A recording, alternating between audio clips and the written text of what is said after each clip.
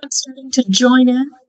Feel free to give us a shout out from what state you are attending. We're going to get started in about a minute or two. We want to let all the folks come in and wait for the attendance to pick up a little bit more so that we're all on the same page, but we'd love to hear where you're from.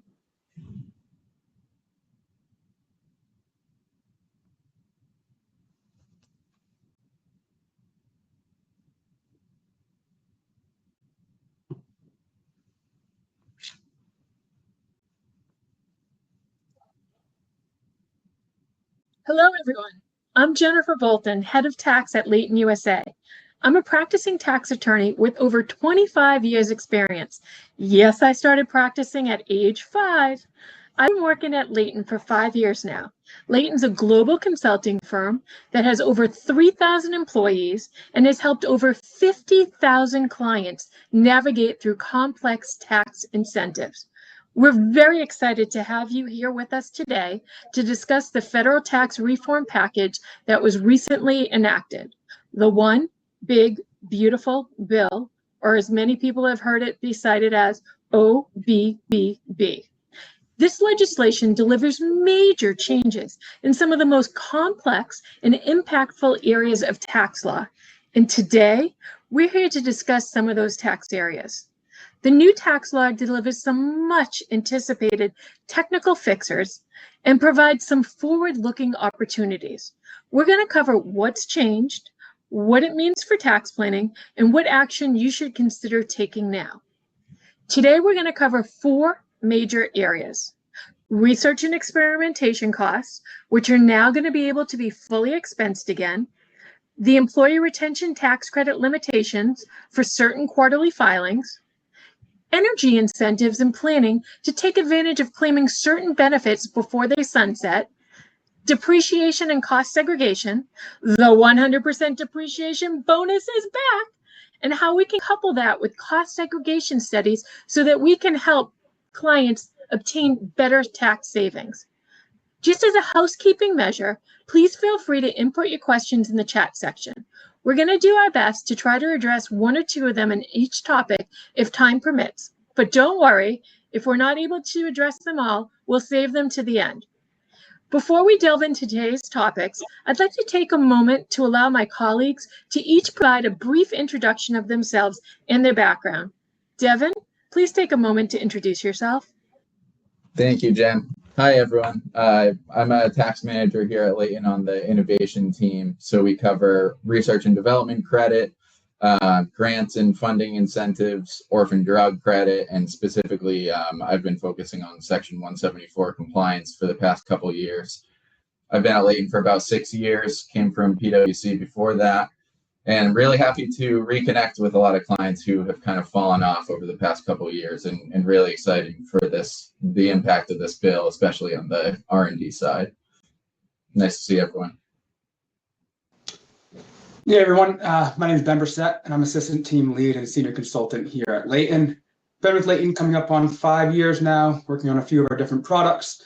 Originally started on the R&D team, made the transition over to the ERC team during that heyday, and recently came back to the innovation team, where I've helped start the orphan drug tax credit product, as well as continue our R&D efforts here. My background is in accounting. I have my undergraduate in accounting, my MBA. I'm currently sitting for my second section of the CPA exam later this month. I'm happy to be here and look forward to providing you all with some more clarity on these impactful changes.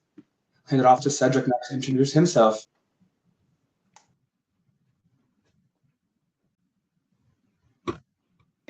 I am a senior project manager and one of the directors for our commercial real estate business unit. Thank you for joining us. Very happy to be discussing the One Big Beautiful Bill and how it affects our day-to-day lives as tax consultants and you guys as either CPAs or business owners.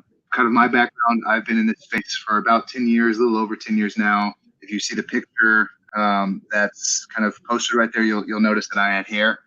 That was 3 children ago, so exactly 3 kids ago was when I had hair. But very happy. I'm also a commercial real estate owner, or residential real estate owner myself, so I truly have a passion for all things commercial real estate, whether it's 1790, 45L, cost segregation, ITC. But happy to be of service to you guys and shed some light on this incentive today. Will, your turn. Tell them tell them what you do, who you are. My name is Will Whiteman. I work with Cedric on the commercial real estate team, and along those energy incentives, we also offer cost segregation. So I'm an engineer leading the technical effort on our cost segregation team, and I've got about a decade of experience in cost engineering, with most of that coming in cost segregation specifically. And over the years, I've helped many clients reallocate and accelerate hundreds of millions worth of dollars in the form of accelerated deductions, which has resulted in millions of dollars in tax savings, which we're hoping to help you do so that you can, grow your real estate portfolio and business. All right, so me and Ben are going to start with the R&D credit and more specifically the treatment of R&D costs or research and experimental costs, which has really been what the impact of these past few years have been. So we'll start with the bad, which has really been occurring since 2022 tax year. But basically, as most of you probably know, the Tax Cuts and Jobs Act, one of the provisions was that research and experimental or research and development costs, they somewhat one in one, need to be capitalized. There's no immediate deduction allowed. And for US-based companies, that was both for US-based or US located incurred costs and foreign-based costs. So you can see, amortization of foreign-based R&D costs for a US company, even more kind of punishing. You have to amortize those over 15 years. And just as a note, which will also be on the next slide, that is still a provision even with this new bill. But over the past few tax years, domestic research and development costs also needed to be capitalized and amortized over 5 years, using a mid-year convention. So it was 10% amortization in year 1, in year 6, 20% in the other years, instead of full deductions in the year in which those costs are incurred. So that was definitely kind of a punishing aspect of the TCJA. Of note as well, it wasn't just quote unquote direct R&D spend like wages, supplies and materials, contractor costs. Companies also had to worry about indirect overhead R&D costs, such as rent and utilities, depreciation on a building or equipment used in R&D, patents and associated legal costs, even costs to employees like 401k match and other benefits, not just W-2 Box 1.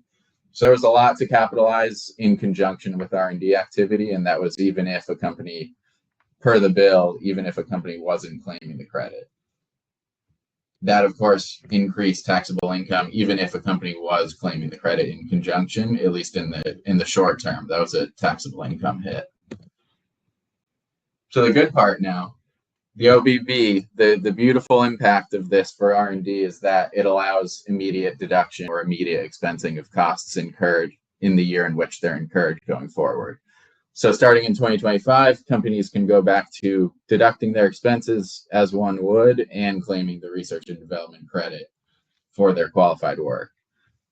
As I mentioned, the stipulation that is kind of in line with what the whole purpose of the research credit was from the PATH Act in 2015 when it was made permanent is to reward US-based innovation. So foreign expenses still are subject to capitalization and still need to be amortized over that 15-year period.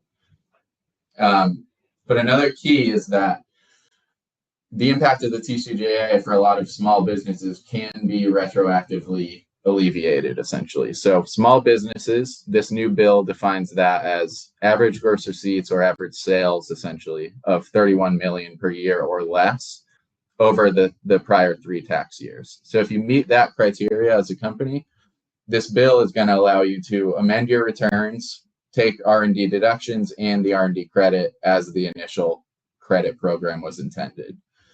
So you can amend or you can accelerate remaining amortization of capitalized costs in 2025 or over 2 years, 25 and 26. So the big key is that going forward, companies with domestic R&D costs don't need to worry about capitalizing them, and there is a potential retroactive relief on amended returns. You'll also see on the next slide, but that 1 year deadline to amend 22 through 24 to reinstitute deductions and the credit at the same time. That's a key. So you need to do that by July 4th of next year, but more detail on the next slides with Ben. Yeah, thank you, Devin. As you mentioned, there are three different ways you really can look at going back to retroactively fix, what was done as far as capitalizing and amortizing these expenses. Two of which are only available for large businesses, and the third is available for small businesses as well. Number one, you can go back and retroactively amend your tax returns. So what that means is you can go back, amend those returns, get rid of those capitalized expenses, and take those deductions in those years. On the plus side, this allows you to generate a cash refund because once that amendment is processed, the IRS will issue you a cash refund in hand with some added interest on top of that because of the waiting period essentially from the overpayment in taxes in the past. A little bit of a negative on that. There is some admin burden because you do have to go back and amend that additional tax return. You have to work with your CPA or tax preparer in that sense, possibly some additional expenses therein to go back and do that. And of course, the waiting period to wait for the ultimate tax refund. I'm sure a lot of people here have worked with the ERC and kind of know how long some of these cash refunds can take. So, the timetable for what that might be is a little bit ambiguous right now. So it might not be the quickest approach here, but if you had a high tax bill in prior years, any small business, under that $31 million in average gross receipts, you're able to go back and retroactively fix this and get that cash refund in hand. And as Devin alluded to, there's that 1 year deadline. That is from the date of the bill passing. So if you do want to go back and do this, you have to amend these tax returns by July 4th of 2026. The other two options, which are available to all tax filers, regardless of size, is either a 1 year or 2 year accelerated deduction. These are very similar in nature. Essentially what this is you're able to do like a catch-up deduction, take all those capitalized and amortized expenses, and either fully deduct them in 2025 or in 2025 and 2026. This is, more simple, doesn't require you to go back and amend any returns, and it allows for a large deduction in 2025 or, good size deductions over 2 years. On the negative, there isn't a cash in hand refund, but again, because of the timing right now and the unknown of how long this is really going to take, along with, coupled with the IRS recently slashing half of their agents, it might actually be quicker to go through these means and actually accelerate on your next filings and go back.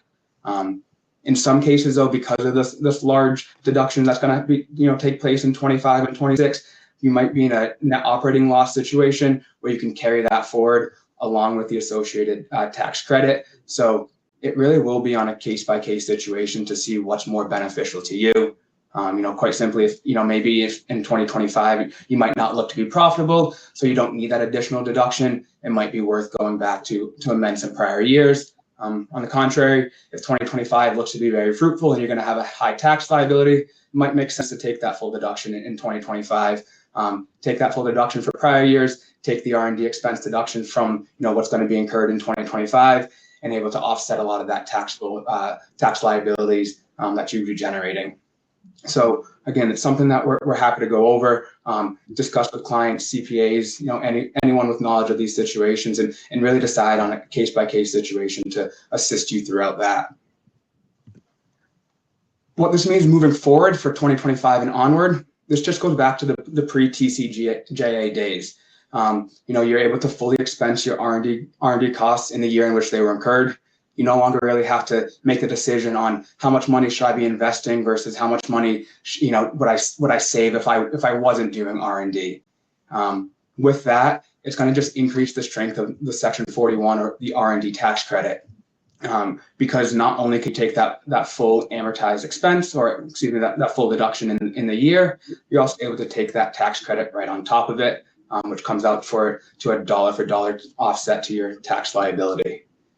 Now, there still is, what's called a 280C election, which essentially means you have to reduce your deductions by the amount of the tax credit, or reduce your credit by the amount of the corporate tax rate, which in effect is 21% right now. This is really the IRS's way to avoid a double benefit or really taxing the credit, although they do call this a non-taxable credit. And lastly, it simplifies tax planning moving forward. As I alluded to earlier, you're able to just really see the tax benefit or dollar for dollar difference between having to amortize over those 6-year periods, like Devin alluded to, and just see that taxes, money out is money out, and you're able to offset your income by that amount. It just simplifies it, supports cash flow, and it really gets back to supporting domestic innovation moving forward. So all good news on the R&D side.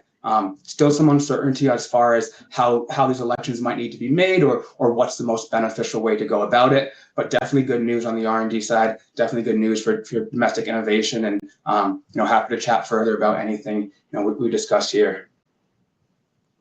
Yeah. Thank you, Ben. So yeah, I just want to kind of summarize and reiterate, especially for 25 and onward. If you haven't contacted us or worked with us in a few years and your company's performing R&D, especially for this calendar year in process right now, I would definitely start, thinking about what sort of the projects and activities has been and giving us a call, because going forward, it's very simple. You can go back to claiming the credit on an ongoing yearly basis, take your deductions as it should have been, this whole time. And if you did capitalize and claim the credit in prior years, that's also very clear. You can amend or take accelerated amortization next year, like we went over. There's a little bit of ambiguity if companies have neither capitalized nor claimed the credit over the past few years. Can they still just go ahead and amend those years and just claim the credit and take their deductions, or did they have to capitalize on the initial return? We're hoping for more guidance on that in the coming days or weeks, but especially for 25 and onward, let's work together again, especially for those who we have in the past and maybe haven't for a couple of years. Devin, question for you. Seeing here we have, if a client didn't file their 2024 tax return yet, are they able to take a 100% deduction at the time of filing a return, or how do they go about that? Yeah, so it's another thing that kind of reads weirdly on the bill, but it definitely clearly states that the retroactive correction needs to be done on an amended return. It has to be done on an amendment. There's mention to that word and that kind of language a few times within the R&D section of the bill. So the real question is, so it definitely has to be done on an amendment. The real question is, can you file the original return with just nothing, no R&D credit, no capitalization, then amend, take the credit and deductions, or do you need to file with capitalized costs, probably claim the credit in real time at the same time? There would be some tax due, and then you can go ahead and amend. It doesn't logistically make a ton of sense at this point for non-timely 24 filers, those who haven't filed yet, that they would need to file just to amend to correct, but that is the way the bill reads pretty clearly. Jen, I don't know if you have any other input, but that's the way we're reading it currently until further guidance. Yeah, we completely agree with you, Devin. We're waiting on guidance because logistically it doesn't make sense, but we're thinking that they're trying to give relief for taxpayers who had been compliant in the past and had already been compliant up until this time. We understand that there are taxpayers who are currently on extension for 2024 and haven't filed their return, and we're hoping to be able to take the deduction, but the exact language in the statute specifically discusses to be able to take this expense, you have to amend. Let's see what happens. Hopefully within the next few weeks or so that some IRS published guidance comes out to give us some more clarity. And I would just add real quick, the worst case scenario is you need to capitalize on 24's filing, take the credit, like I said, and literally 90% of that remaining deductions will be available next tax year. So that would be a 4 to 6 month waiting period if you were to file timely. That I would say is the worst case scenario.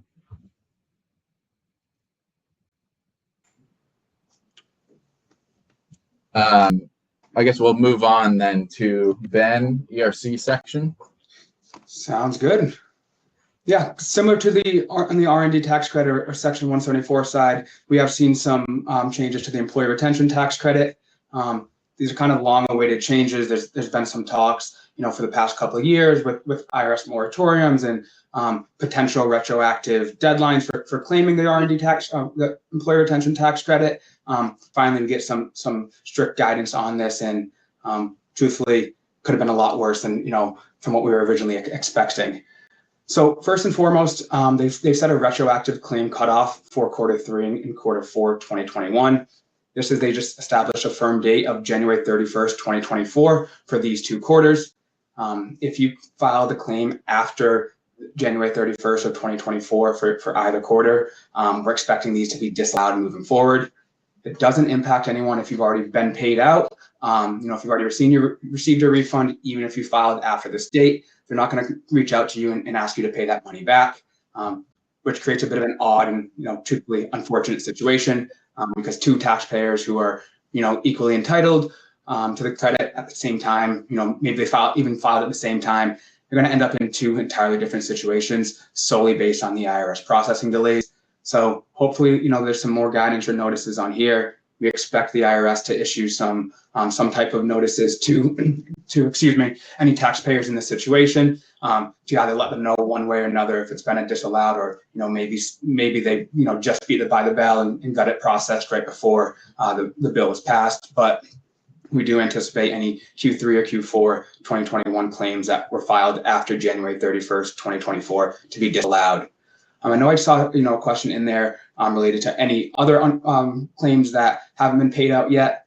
This is only for Q3 and Q4 2021. So anyone who's still waiting for payments for 2020 or the earlier part of 2021, we fully anticipate and expect that those will be paid out. Again, it's just been a long waiting time until that happens, and unfortunately, the IRS hasn't been giving too much information on when that's going to come out. But we have seen movement, we've seen progress, and hope that's going to continue now that firm guidance has been established. Along with that cutoff date, they also extended the audit window for Q3 and Q4. Again, this is specific just to Q3 and Q4. But what they did is extend the audit window from 3 years to 6 years from the date either the original 941, the original payroll tax filing happened, or the date of the Form 941X was filed. That's a claim for refund on an amended employer payroll tax return.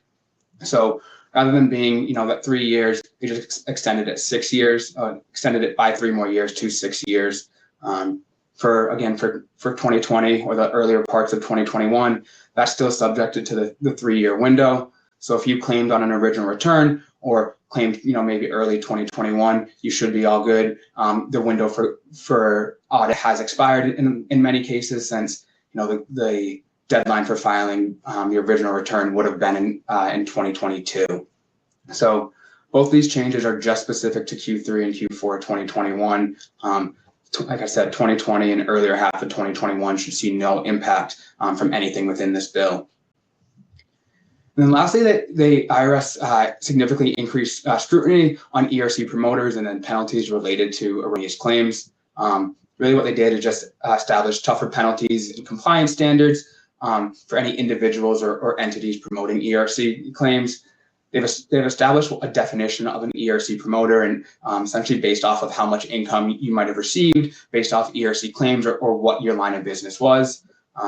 So along with establishing that, they increased the assessable penalty limit.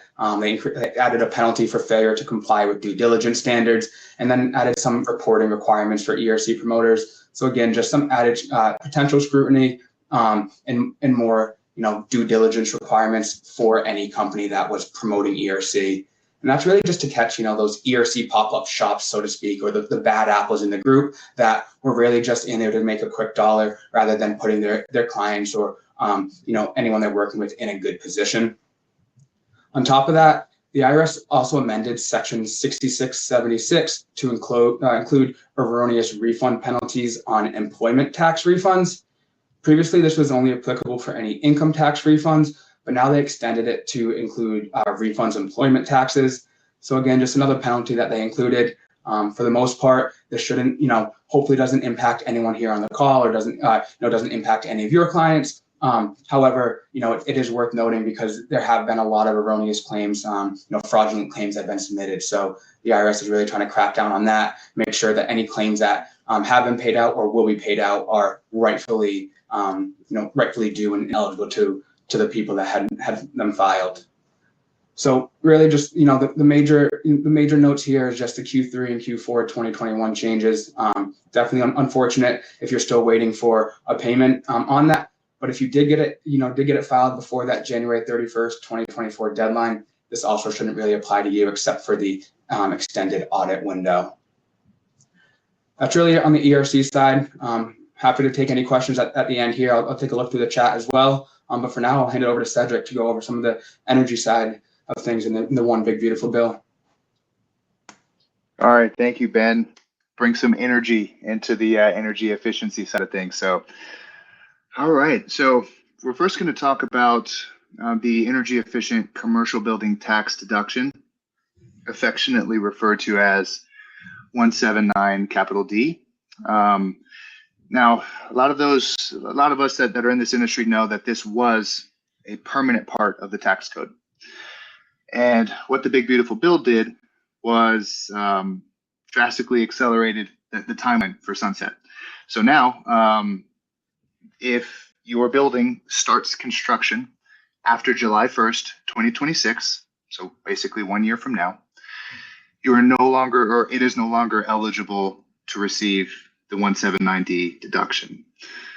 So big change in the timeline here, but there's no other change in the mechanics. So there's no additional energy efficiency requirements. The deduction rates stay the same. So the value is still between, 60 cents all the way up to almost $6 per square foot now. So the only real change was the accelerated sunset. Now, some of the nuances of what does it mean? What does construction start date mean? They're not always cut and dry, but to speak kind of off the cuff a little bit, there's two things that must be met in order for you to say that the construction has started. One of them is safe harbor. The second is the physical work test. So safe harbor is, roughly speaking, 5% of costs incurred. Now, there are some costs excluded from that calculation, like design and a few other kind of pre-construction style costs, permitting, things like that. And then the physical work test, now that's shovels in the ground, hammers on nails, right? This is a pretty easy barrier. Now, there are some exemptions for like normal construction delays, right? So the whole purpose of this idea for construction start date is, look, did you put up a lamp post, come back 3 years later and finish the job, right? Obviously that doesn't count as physical work test, but normal delays happen throughout construction, and those are case by case basis. So that is kind of the exemption clause, right? If you started construction before July 1st, 2026, you could still claim 179D. And as we know, most commercial buildings or residential buildings, 4 stories and up, right? High-rise residential buildings, average construction timeline is 12 to 18 months. So there's still quite a lot of meat on the bone, so to speak, for our 179D folks. Now, the next incentive to discuss in terms of energy efficiency in commercial real estate is kind of the sister to 179D. It's the residential tax credit, or affectionately known as 45L.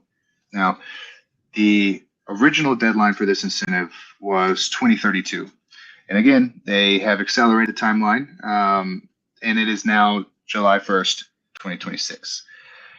Now, the nuance to 45L, or the difference between 45L and 179D, is there's no construction start date exemption for 45L, right? Either the building or the units inside of that building were sold or leased before July 1st, 2026, or they weren't. So they have to be sold or leased before July 1st, 2026 in order to receive the 45L tax credit. Now, good news here is that we were thinking as an industry that they would do away with Energy Star certification or Zero Energy Home certification. They haven't. That program is still at the moment intact.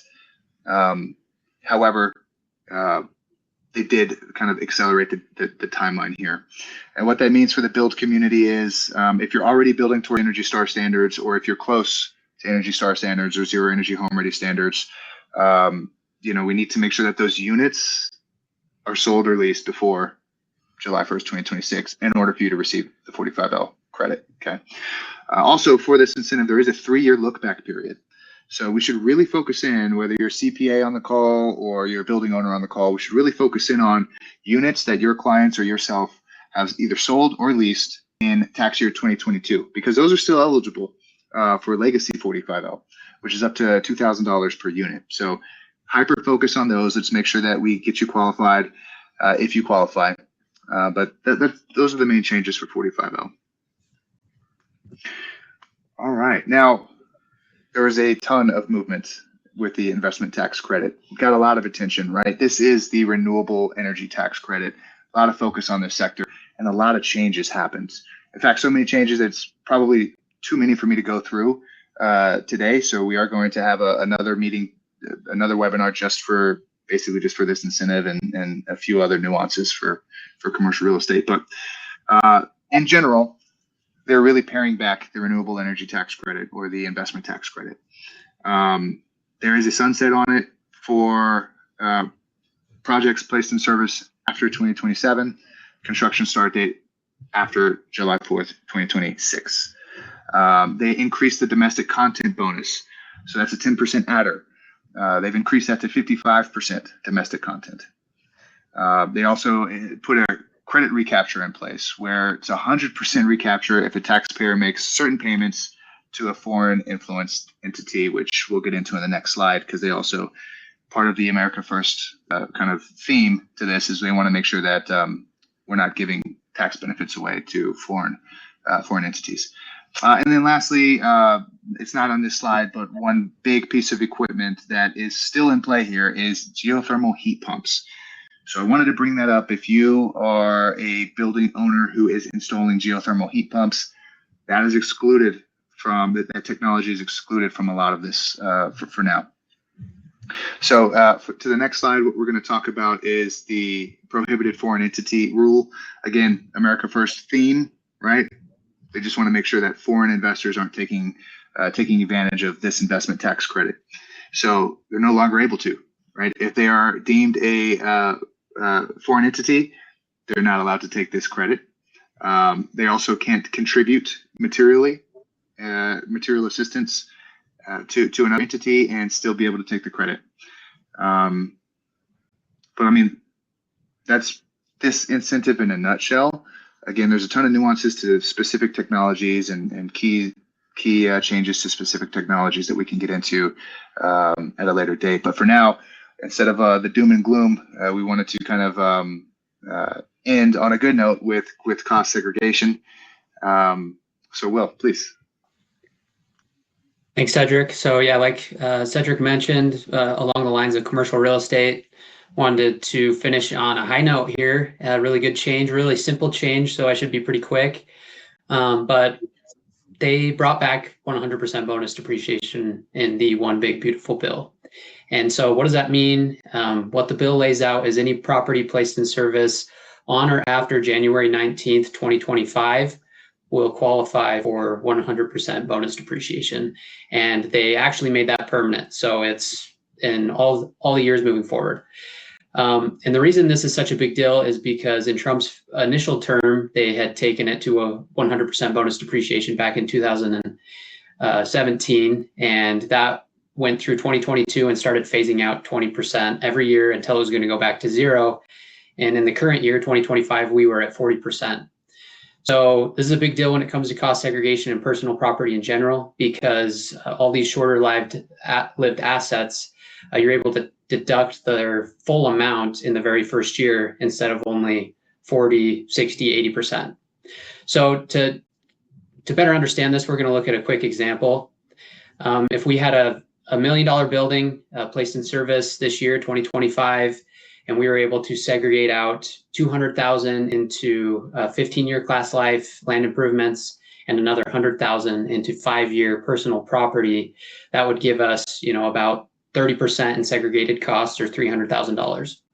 So before the bill, just a couple weeks ago at 40% bonus depreciation, we would only be able to take 80,000 of the 15-year and 40,000 of the 5-year, or a total of 120,000 in bonus depreciation, or a first-year deduction for you to save on taxes. But with that returning to 100, you can take the full amount. So it would be the full 300 plus the straight line from the 39-year class life that we can't touch of about $17,000. So you'd get a total deduction of $317,000 in the very first year. And to better understand how that looks on your tax return, as far as tax savings with 100% bonus, assuming a 30% tax rate, at 40% bonus, that $300,000 deduction would have resulted in about $40,000, $41,000 in tax savings.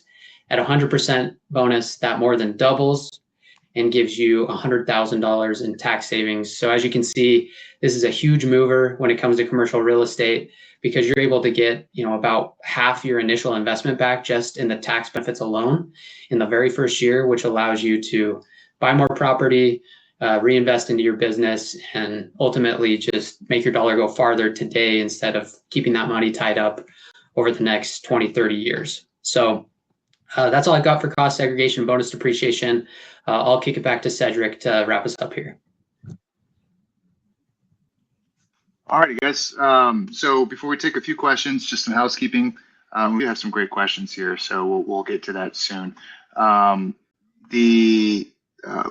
thing that I wanted to mention here is that we're going to have a follow-up session where we break out some of these incentives and go a little bit more into depth for them. So the R&D follow-up webinar is going to be Tuesday, July 15th at 12 p.m. And the energy efficiency and commercial real estate follow-up meeting is going to be July 16th at 12 p.m. Eastern. Also, there are links in the chat. If you have specific questions, want to schedule a meeting with one of us, happy to connect. But yeah, let's take some questions now. I know there was quite a few around R&D, and I think that we got most of those answered. But let's see. So I think Joseph asked, how does the affected remaining tax credits from 2021 for capitalized R&D costs? How does this affect remaining tax credits from 2021 for capitalized R&D costs? Yeah, so the credit itself from the TCJA's requirement to capitalize was not affected. So the credits, they've always had a 20-year carry forward period if they're not used immediately to offset income tax due. That's either at the C Corp level or the shareholder/partner level. So with the capitalization, we would have expected credits to still be useful and utilized most likely to offset that tax due, especially with the capitalization's impact. But if they weren't, the company was in a loss, for example, and credits are still banked, carried forward, that'll remain in effect. So they would be carried forward until there is taxable income and thus tax to offset, like I said, either at that corporate level or the individual shareholder level. Hopefully that addresses that question. Perfect. And let's see. So we had some cost seg questions. Those should be pretty straightforward. Let's knock those out. So Brian, he asked, does this apply to office and administrative space? Absolutely. We like to say cost seg is building agnostic. Doesn't matter what the building's used for. You can cost seg it. If you purchased a property last year, can you use the remaining 100% this year? Will, tee that up to you. No, so it has to be placed in service after January 19th, 2025. So anything from last year, 2023, 2024 will still have that lower bonus rate. For 2024, it would be 60%. But anything from this year moving forward will get that 100%. So everything, yeah, it wasn't retroactive to past tax years. It's just this year moving forward. Anything in past years will operate as it was. Perfect. And for safe harbor, yeah, for 179D, we do like to look at that as a case-by-case basis because there's obviously some nuances. But in general, it's the 5% rule, 5% of costs incurred.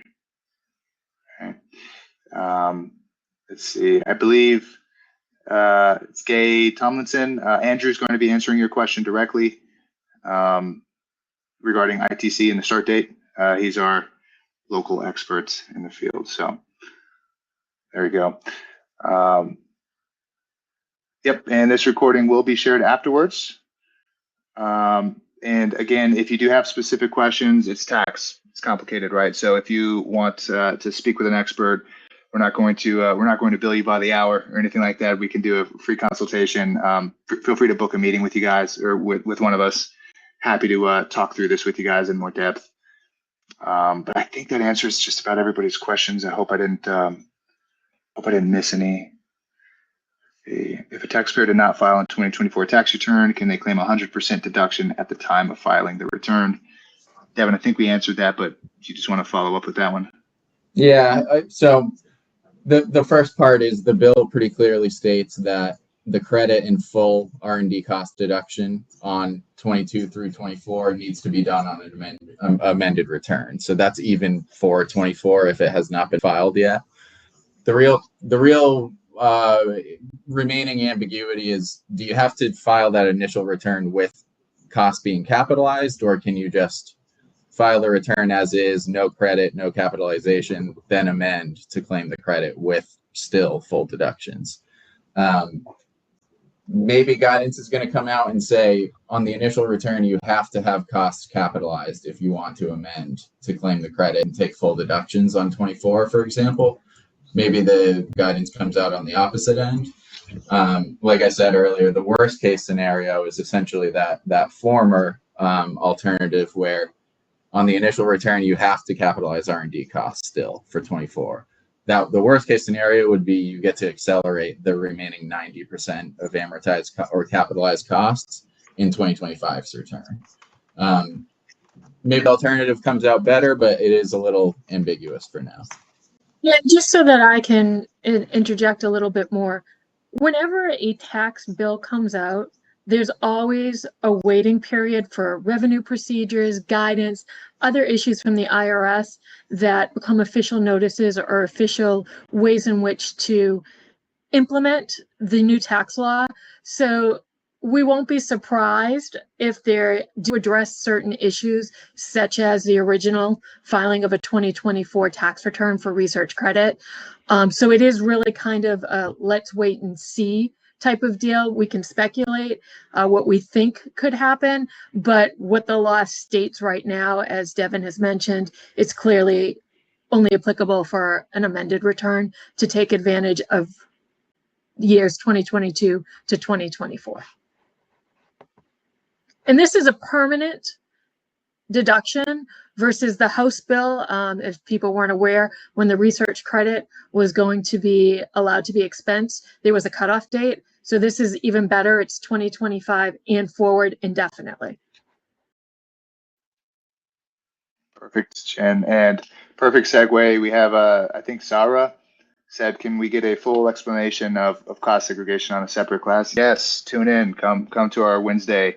We're going to dive in. We're going to talk about cost segregation, 179D and 45L, and we're going to dive really deep into ITC as well. So exciting stuff. Cost segregation, best ROI for building owners, and with bonus depreciation coming back to 100%, it's an incredible ROI. You should definitely be exploring it if you or your friends and or cohorts own property.